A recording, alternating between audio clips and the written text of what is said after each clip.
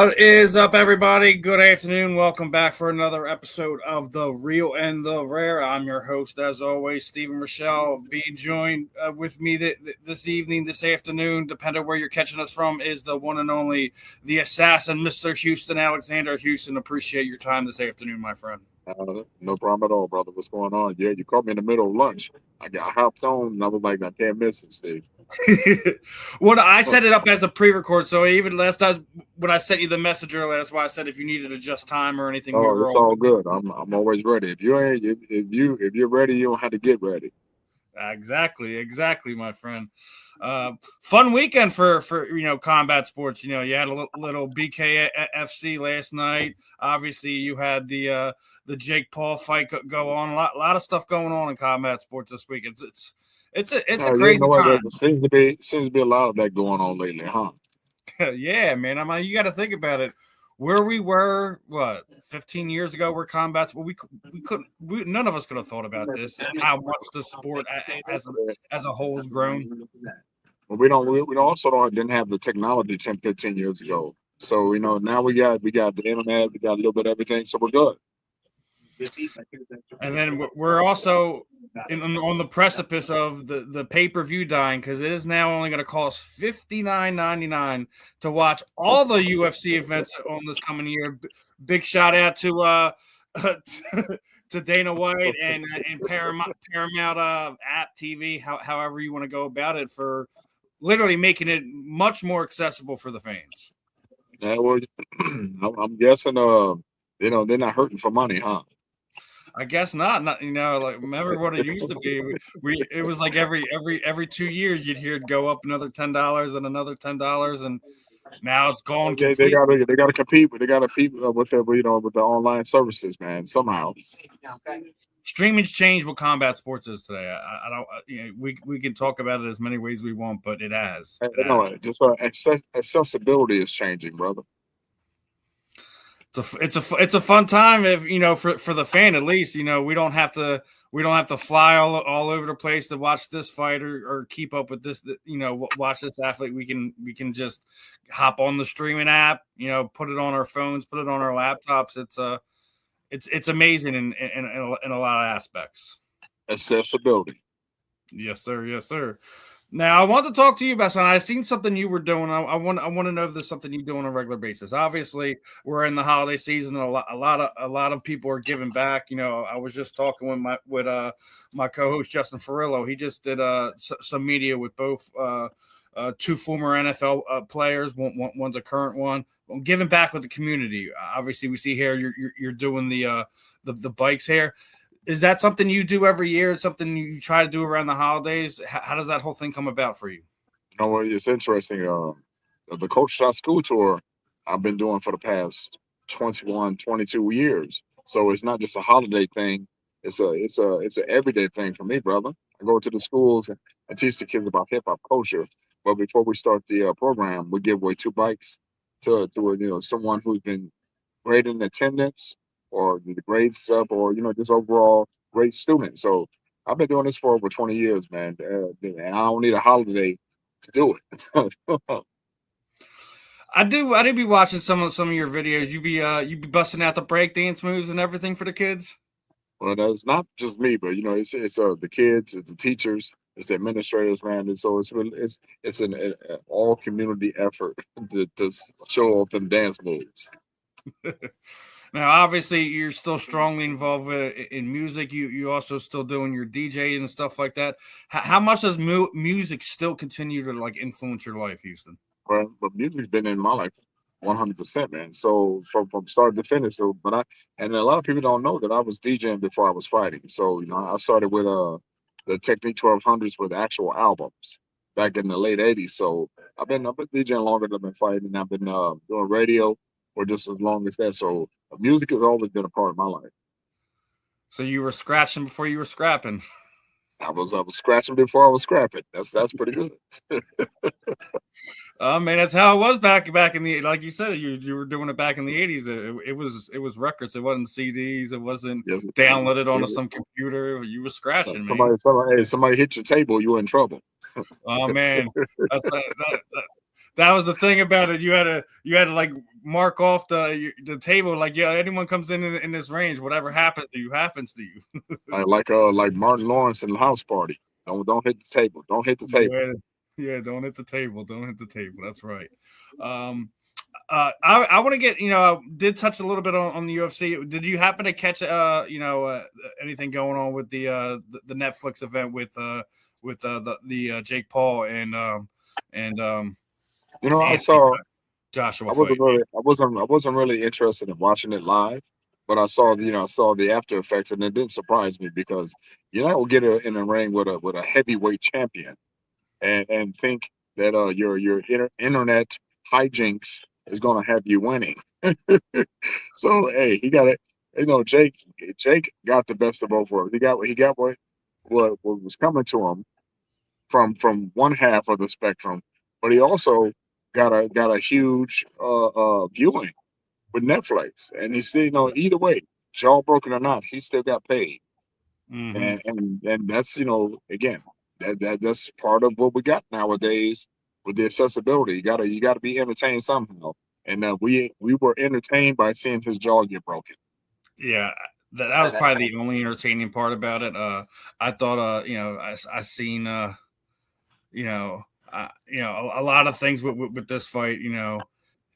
Obviously the broken jaw. I wasn't really too happy with what I like. I liked his game plan, but then watching him like basically try to take Anthony Joshua down in the ring, I'm like, did someone Look, man, tell him it look. was a MMA fight? He was confused, brother. He was confused with trying to take him down, trying to hit for the double leg. He was a little confused. So, but you know what? Again, at the end of the day, it's all entertainment. He got his money's worth. The people got, I guess, their money's worth by seeing him, seeing that happen to him. But either way, it's all entertainment. It is all in the name of entertainment, and It is. Now the other thing Were you entertained?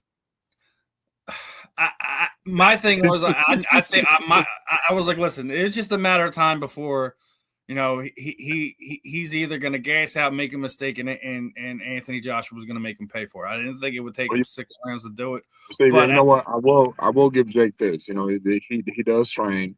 He does do what's necessary for each bout that he does. But you're not a professional. You haven't been doing it all your life. So yeah, and listen, I've been hard on him for all this, through all the matchups that he had leading up to this. But this is the first time, like, regardless of what it looked like to us who watch combat sports on a regular basis, he took the chance, Friday night, and he got in there with one of the best in the world. I may not have been happy with his game plan, the things that he did or whatever, but we can no longer hold that over him that he only picks on the old guys that are 2 weight classes below him. He actually took on the older guy that is a weight class above him and really challenged himself for the first time. I'll give him the credit for that, but like you said, there's like he cut his teeth again.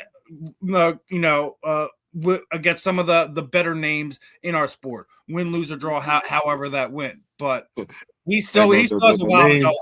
I didn't like his promoter's comment after the fact that Jake lost because of size disadvantage, not because of a class advantage. No, your guy.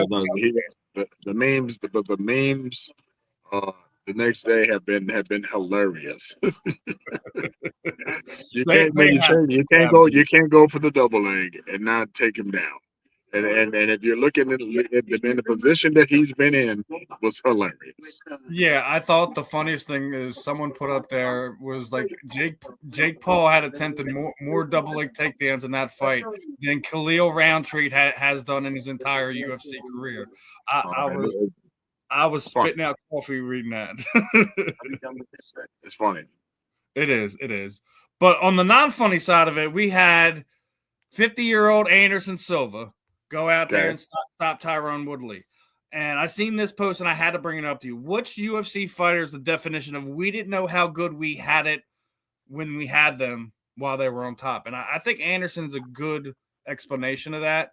I mean, obviously, he was the man in the Matrix for the longest time until, Father's time started catching up with him. And You know what? I think Anderson. I think Anderson. What happened with him? I think when he fought Jake, I think sometimes you get the fact that you've been doing MMA for so long that you really have to concentrate on that one particular um you know like boxing. He had to concentrate on that one box without having the one to kick him in his face or elbow him. You know what I'm saying? So I think I think if he had more boxing matches under his belt, I think he would have beat Jake as well. But I don't I think he had enough boxing uh, uh ring presence, and I'm talking about Anderson, to be able to beat him at the time. I agree. I thought that I know Anderson. I think he only had like one or two boxing bouts under his belt when he took the Jake Paul fight. I felt it was he should have had a few more. Exactly. Rumor has it he's about to become a police officer out there on the West Coast. So God forbid anyone who tries to tries to square up with police officer Silva, because that might be a bad night for that. Look. But here's the thing, though. I respect that. If you're trying to be a police officer, that's all good. But they still have guns out there. They're Yeah, not trying to. yeah, you're right. And if they see Anderson Silva come around the corner, they're not going to trying to fight with him. You're right. You're right there, my friend. It's a dangerous world we live in, and obviously, he was victorious. That was a late replacement fight for Tyrone Woodley. The real fight was supposed to be the rematch with Anderson Silva. Anderson called him out afterwards. Chris Weidman responded that your venom is here and he will see him soon. Obviously, Chris had to pull out due to an injury. That was supposed to be the initial fight on that card. Are you interested in seeing a Anderson Silva Chris Weidman rematch in boxing? No. I I don't think know. Like I said, it's all entertainment, but at the end of the day, these novelty fights, I'm not interested in watching them too much. it's what it's become anymore. If you really think about it, when you at it, the way that boxing is at least being promoted at this point in time, that's what they want, or at least that's what's being promoted. Should I say? Man, it's just entertainment, man. And the real professionals in the sports are maybe looking back, going, is this all I have to do to get the big purse? So man, it's all entertainment. It has its place, but I don't think it should be in the forefront. I think like if you're gonna do Professional realm, huh? yeah, like listen, like I think it has its place. I do, but I don't think it needs to be like this celebrated event where where it's the main fight on the big night. Should it be like leading off of one of these big events? Sure, but the main Well, event getting the most dollar amounts thrown at it. No, I don't subscribe. welcome to 2025. Welcome to 2025 is right. And speaking of shocking things that happened this year, we just seen Terrence Crawford basically announced his retirement after what less than a week after the WBC stripped him of his title after not paying these ridiculous fees. Do you think we're going to remember Bud Crawford as one of the best boxers of his time, because he's literally fought everybody, won almost all the belts. I'm not gonna. And it's funny because you got to tread really carefully with this. I don't think Bud's retired. that that is my personal feeling. That's why I haven't put up any memes or anything like that. I think he's strategically waiting to get that one particular fight that he needs to just ride off into the sunset. I don't think Bud's retired. I think this was a strategic move by him and his camp. So that's man. I've been around promotions and I've been around the fight game for over 20 years. So that's my personal take on that. So I'm waiting for my man to get his big payday to where he's getting $100 million and not the other opponent. So I don't think Bud's retired. I think he's just waiting. I would tend to agree with you, just because Hey, there you go. you don't have a fight that big and then you just walk away like you do it. I think Canelo and Crawford part two is going to be if that happened, probably be the biggest pay per view No, not even pay-per-view anymore. It would be the biggest event ever. Yeah, I mean, especially if that how closely that a lot of people felt that first fight was. I thought that Bud did his thing and won handily, but you know. You know how the Yeah. fight game is. People excuse it away with this, excuse it away with that. So, So again, shouts out to Crawford and his team. But I don't think announcing your retirement is a strategic move, but that's well played, bud. Well played. I think 2026 we will see him return along the lines of you're sitting there saying a Canelo rematch or a particular fight that he feels that'll elevate him to where he wants to be. Both. Bud is a lot smarter than what people think. Mm-hmm. I agree with you. I really agree with you there. I think he's one of the undervalued, underappreciated boxers of this era right now. I don't think that's so now of late. I don't think people are appreciating him now. You just see all the memes and all the well wishes and everything. So yeah, but well played, my friend. Well played. Now, I always like to do this with you guys, and we always everyone wants to throw the word "goat" around all the time. I don't subscribe to that. I think there's so many different levels to it, especially when we're talking about combat sports, and I think it's one of the harder ones to do. But if you have your Mount Rushmore of combat sports athletes, it doesn't have to just be boxing, MMA, whatever. Who would be on your Mount Rushmore that you think that should be immortalized in that way? Oh man, obviously you got Muhammad Ali. Did I like Megamero, What was that? the guy that fought uh man, I'm drawing a blank right here. But let me gather myself. George St. Pierre's up there. You Yeah, got to George has got to be in your top 10 up there somewhere. With George, Muhammad Ali, who else? Hmm. And although he might have not competed, he was the modern version of MMA, and that would be Bruce Lee, because you don't have any uh, tapes of him actually competing, but he probably was one of the architects of MMA. yeah. Uh, who else? Hmm. You got to put Jones up there because the heavyweight division in MMA, especially with the UFC, when you having the top guys in that situation, you got to His put Jones early up run, there.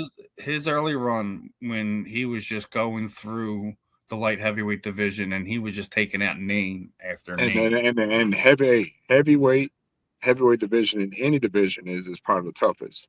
Outside of the smaller guys being as fast, but he was very consistent in his approach to everybody. So Jones is up there, and again, is it Megamedov? Khabib, is that you're talking Khabib, about? You talking about yes, Khabib? yeah, I, Khabib, yeah, Khabib, man, Khabib to me. he was smart and got out when he should have, in my opinion. I thought there could have been a couple other fights that he could have done. A lot of Man, people but feel Khabib, man, I like his approach, and I love the way he, even though a lot of people like they're not real big on grappling or anything like that. Khabib is one of the best up there. So those are a few of my fighters I'll look up to and put them in that category.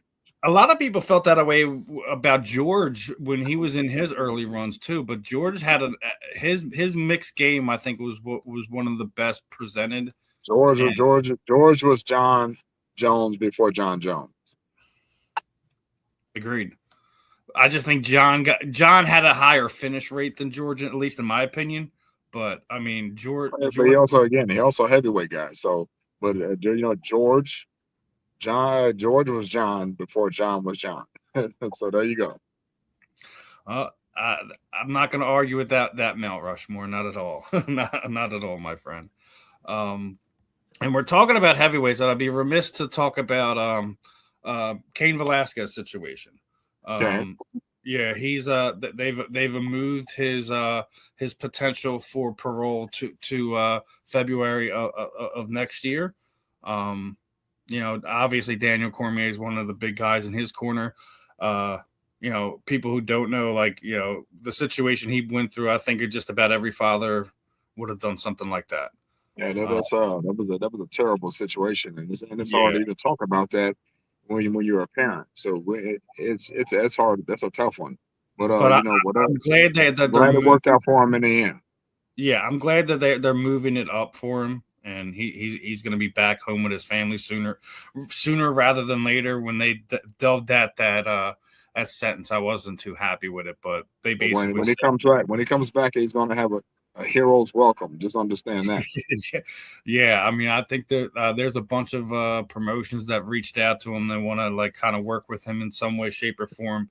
And he should definitely have a hero's welcome. But I'm glad that the judicial system is seeing that there are some wrongs that are going on with that, and seeing. But at the end of the day, you still can't kill anybody. And this, Well, it's just, thankfully he didn't. It was when yeah. he shot the gentleman. He shot him in the arm.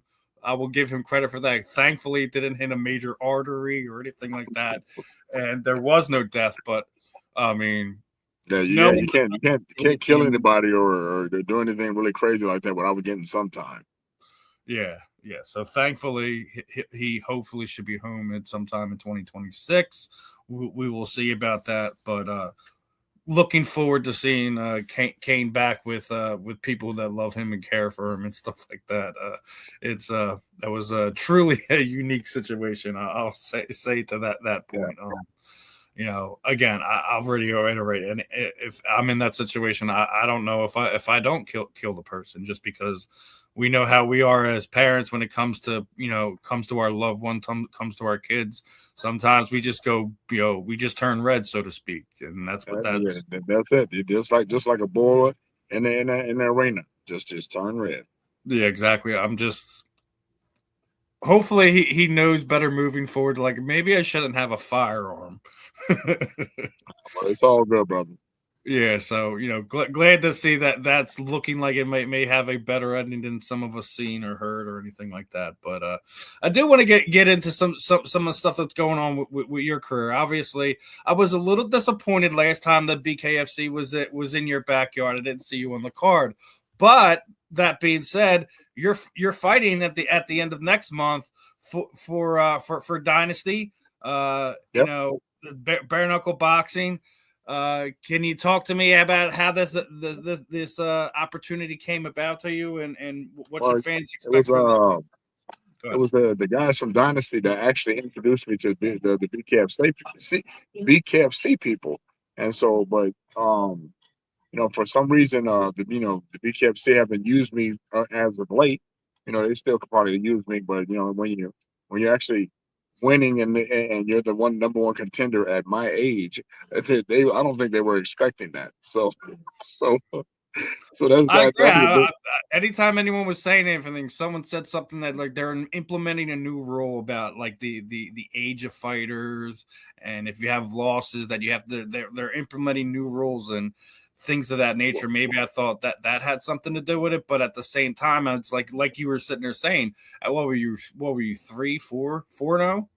4-0, but see, it's hard to justify that when I'm 4-0, and but again, coulda, woulda, shoulda, and that's why I don't like sitting around. So that's why I got the opportunity from Dynasty and my man Train. We're doing this next month. So if I was completely getting devastated in the ring, obviously at my age I wouldn't be doing what I'm doing. But I'm actually in pretty damn good shape, and I'm still actually fighting at a high level. So that's what we're doing this next month with Dynasty at the Liberty First Arena, man.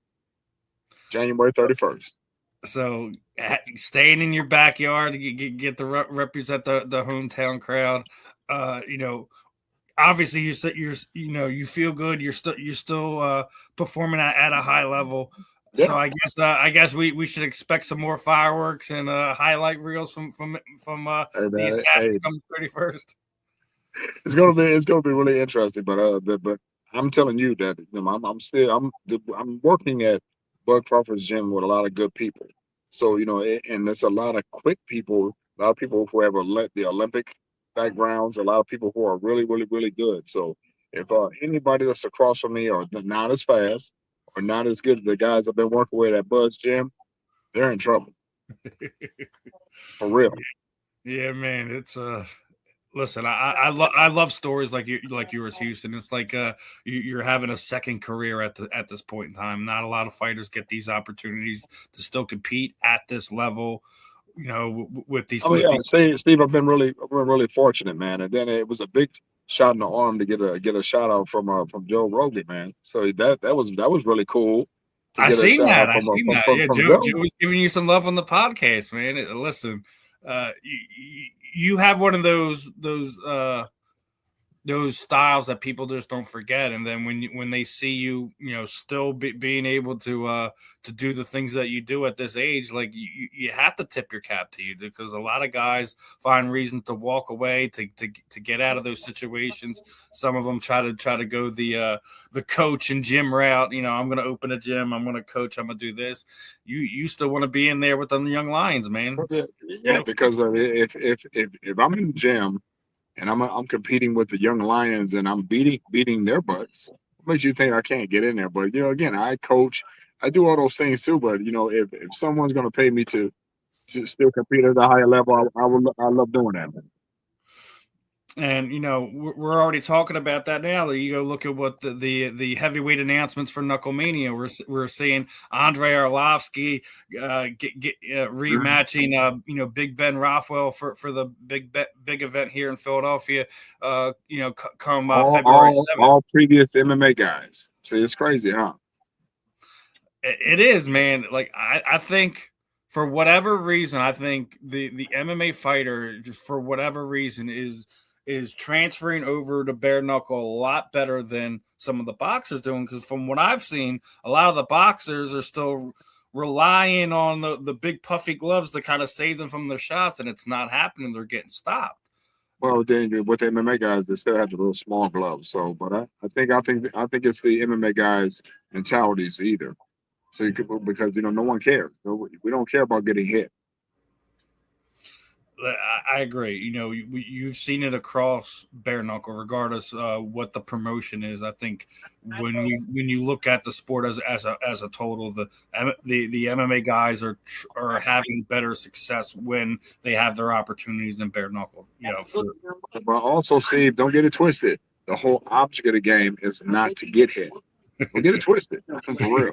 No one wants their head to look like it went through a cheese grater when they get done with the. No one wants that. No one wants that. Just move out the way. I was literally looking at it. Now, I was just bringing up Arlovsky. I wanted to know if you've seen what happened after the Jake Paul fight. He winds up getting involved in some little scuffle backstage with Jack Doherty, the little streamer guy, and his little crew. Man, again, Andre's one of the nicest guys I've met.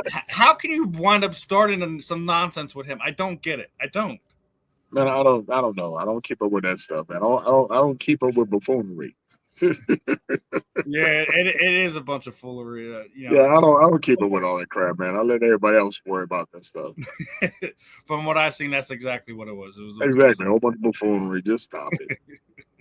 Especially when you're seeing who it was coming from. The streamer guy, he's a giant. Just stop it. That's what it is, man. But as we're getting ready to get down to it, I like to try to keep this at 30 minutes. Keep you going with your afternoon. What I do here at the end, Houston, is kind of throw it over to you, brother. Anything you want to say? Shoot out those social media sites. Any sponsors that you have? Any parting shots for the podcast this afternoon? The time is yours, Houston. Well, Steve, I appreciate you having me on the show, man. And again, no matter where I'm at, because I'm at lunch right now, but I'm still getting on the podcast because I respect you that much. I just appreciate you having me on the show. I appreciate everybody that's out there supporting me and continue to support me. And even right now, even in this second career of me just treating my situation as something I love to do. This is what I love to do, honestly. And so, and remember, the day I get my ass kicked, that's when the day I get out of there. But right now, I'm doing all the ass kicking. Not kissing, but kicking. So I just appreciate everybody supporting me. Follow me on all my social media sites because I'm halfway entertaining at that. So, but thanks a lot for all the years of you guys supporting me. It's always a pleasure, man. Like I love picking your guys' brains, seeing what's going on with you, what's going on with your life, outside of just talking combat sports. Like yeah, I love when I come across your content because you're more than halfway entertaining, Houston. You are. I Steve, know. and you coming up on your site too, man. So Yeah, congratulations on I'm what you're trying a little doing. bit. I'm trying a little bit. I don't want to brag a little bit, but like I switched media companies and joined the guys over here at the South Florida Tribune. We went Yeah. from 64,000 views when I got here back in May. Before I got on here today, I think we were 4,000 views away from 1 million. This Well, is brother, just hey, like I said, hey, congratulations to what you're doing too. So yeah. I mean, it's that's not just that's me. nothing. We got But a that's team. not nothing to sneeze at, though. That's Yeah, it is. It is. significant jump. I try to talk it down because I'm not one of those guys that really does that. But they were pointing it out to me, like, have you seen the numbers lately? I'm like, no, I haven't. What is it? Like, yo, we're closing Right, in but on. just keep, you do what I do. Just keep doing the work. That's Yeah, it. I do it for the fun of it. I do it so like have these conversations, share stories with you, have you share them with our listeners. It's about connecting people at the end of the day. That's what I've really why That's I've it. still been doing this. It's all about partnerships and it's all about relationships. Those two things. Yes, sir. I'm having fun with the guys I have on here. I got So it's not so Steve, it's not work. it's fun and work. There you It's go. both. You still want to get paid. And I think that's the real beauty of it. Like you have to find that balance when you're. I mean, I've been doing this a little bit more than 10 years now. If you don't find that balance, you're going to be like every other one. They get burnt out after 2-3 years. They disappear. We never hear from them again. I truly enjoy connecting people. If I can get your voice out to 10 more people, 100 more people, whoever, to not only support you, but to support some of the stuff you're doing. You never know that. Like that's how you guys come across sponsors. That's how you guys come across partnerships. Is doing this type of stuff, and that's why I always appreciate your guys' time as much as you thank me. You know what I mean? I like I said, I'll never have a day where I won't thank an athlete for their time, regardless of if it's someone as known as you or if it's somebody who's having their second, third amateur fight. I appreciate all your guys' time. I have this saying: "There's no story too big, too small." I want everyone. I guess that's why I'm on here right now. Huh? Yes, sir, man. I appreciate your time today, Houston. Gonna wish you the best of skill coming January 31st. I have no doubt that you will have your hand raised in another victorious fashion. Definitely got to get you back on. I appreciate it. I appreciate it. The last thing I want to say that with us doing our school tour with all these schools, we're always looking for bike donations. So if you are interested in doing any type of bike donations, you can hit me up at halexanderomaha at gmail.com. Got the waiter in the background trying to compete with me. It's crazy. But halexanderomaha. We'll let him finish it. Give them a second so we can get it nice and clear. There you go. It's like a nobody, this random gift. I'm like, I wish I had nobody, friends. Nobody. Okay. Jesus. Okay. With our school tour, we're trying to get bikes for because every time we participate in a school event, we give away bikes. So if you're interested in giving any donations for the bikes, you can email me at halexanderomaha at gmail.com because you go to any of my social media sites, you see that we give away bikes and we've been doing it for the past 20 years. So thank you guys for all your support. And thank you, Steve. I always appreciate it. Hopefully we get a nice clip of that so we can put that on the social medias. I'm saying clip that now. That's hilarious. They upgraded it, and all we have to say is clip that now on here, and it's supposed to clip it on our thing. So hopefully that comes out. We're able to share that information with everyone. Again, thank you for your time this afternoon, my friend. We should have the interview up in about an hour or so. Brother, I appreciate it. I'll see you guys later. You be careful. All right, you have a good one, Houston. I'm out. All right, everyone. That was Houston, the Assassin Alexander. Another fun interview with him. Looking forward to seeing him get back in there doing his thing in the combat sports realm. But as for that, I'm Steve. This was another episode of The Real and the Rare. Make sure you guys are checking us out on all the social media platforms: Facebook, YouTube, Instagram, X, whatever your social media platform of poison is. I'm out. We will catch you guys on the rebound. Peace out, my friends.